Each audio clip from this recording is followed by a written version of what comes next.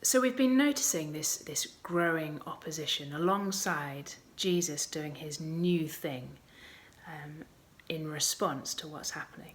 It's not that the kingdom is stopped, it's not that the king is stopped, but that in the face of opposition, actually he's operating on a whole new level, a whole new landscape of what it's going to look like. There's a really, I don't know whether you noticed it in chapter 2, verse 16, 17, and then the Pharisees, the scribes, are asking the question, well, why is it that Jesus is eating with the tax collectors and the sinners? Why is God's king, if that's who he is, why is he with those guys and not with us? They've kind of got a category of righteous, of which they are a part, and sinners, which seems to be most other people.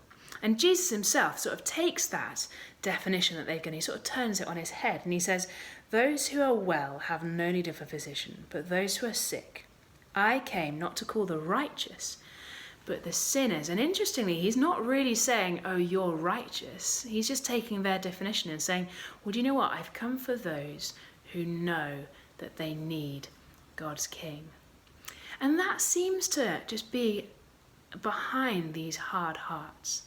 There's an assumption that we're okay, we're already righteous. In fact, we've got our own system, our own thing, which is going to make it okay. And there's a kind of, we can empathize a little with that. They've been doing this their whole lives. They're part of a whole tradition of people who are following the law, of making the temple run and all those things. But I think the challenge is, well, are they prepared to let it go because God's king is here? Are they prepared to have their understanding shift, to have their recognition of God's king, therefore change the way that they do life, to change who and what they follow? And I think that is one of the challenges to us as well.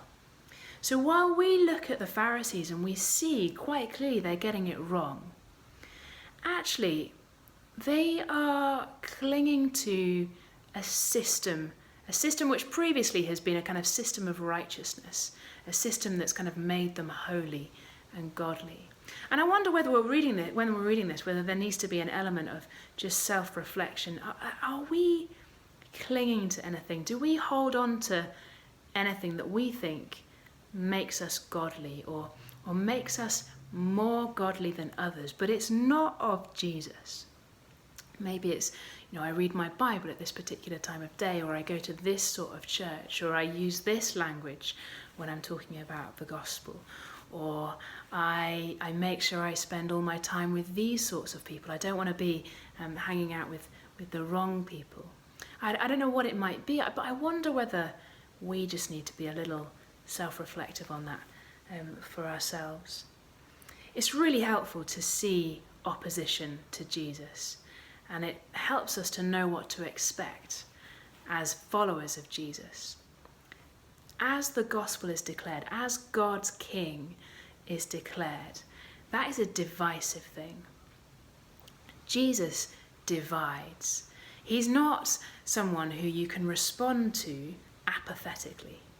There can't be a kind of shrug of the shoulders and move on. And so because of that, as he seeks to shift everything, then there will be resistance and opposition. And we should expect that and know that it's coming and have confidence that we're on board with God's king.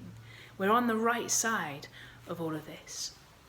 But I think we also need to understand that as this is all happening, as we see in these passages, it's happening, Jesus is very much still at work, even amidst the opposition. So we can easily think, well, that person's rejected the gospel, they've rejected Jesus, and God's not at work there in that life or in that crowd of my friends. But what we see here is Jesus is at work. As he's interacting with the Pharisees, as he's walking the earth, doing these healings, doing these things, he is at work, and people do reject him still.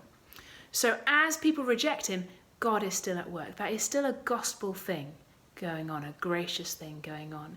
As people accept him, obviously, much more clearly, God is at work. But let's not dismiss what's happening as we see opposition, as we maybe have family members who are not responding to Jesus. God is still at work. There's a clarity in that. In some ways, while we would never wish anyone to oppose Jesus, there's a clarity in that, which is maybe easier to get a hold on than the kind of like, oh yeah, what's good for you is that's not good for me. That kind of shrug of the shoulders thing. And just finally, let's get excited about getting on board with Jesus, with God's King, and this radical, new, challenging, unsettling thing. It's exciting, maybe a little scary, especially if we've only started following him quite recently. The reality is that following Jesus will be breaking new ground. You can't live out your old life, your old systems, and be following Jesus. So things will change, but this is a magnificent, eternal reality, to be following God's King and ultimately to be with him in his kingdom. And as we're mulling on Mark's Gospel, as we're thinking back over the passages that we're reading, let's be asking that same question. Well, what am I enjoying about Jesus? The thing about the hard-heartedness of the Pharisees is that they're caught up on hating Jesus, on what he's saying or what he's doing. But if they were to maybe look at him as the person of Christ, God's King, what are we enjoying? I think that is a heart-softening kind of question. It's a heart question. What do I personally enjoy about Jesus? For me personally, I love throughout these episodes, we have the robustness of Jesus' response to the Pharisees. He's not cowed by them. He just speaks directly, sharply, insightfully into their hearts, and they have nowhere to go. And we see that actually in chapter 3, verses 1 to 6. We have a bit of a shift. So we've seen the opposition all the way through, and I think there's a shift here. Did you notice it? In verse 4, it's Jesus who asked the question. And we've seen already in verses 1 and 2, they watched Jesus to see whether he would heal them so that they might accuse him. They're kind of, where they're at is very clear. This is an antagonistic position. And Jesus asks them a question, and they don't respond. And he looks around at them with anger, grieved at their hardness of heart. And in some ways, we have the verdict from Jesus, God's King, on the Pharisees, on those in opposition to him. You've got a hard heart, and there's an anger, a righteous anger about that. And the next moment, stretch out your hand, he says to the man, and his hand was restored. So the opposition in some ways is boshed to one side, and Jesus carries on. God's King is in control. He is bringing about God's kingdom, and we don't need to worry about the opposition. We are on board with God's King. And as we dwell on that, let's get excited. Let's get excited in our heart, in our emotions, genuinely loving Jesus as we see him in this word.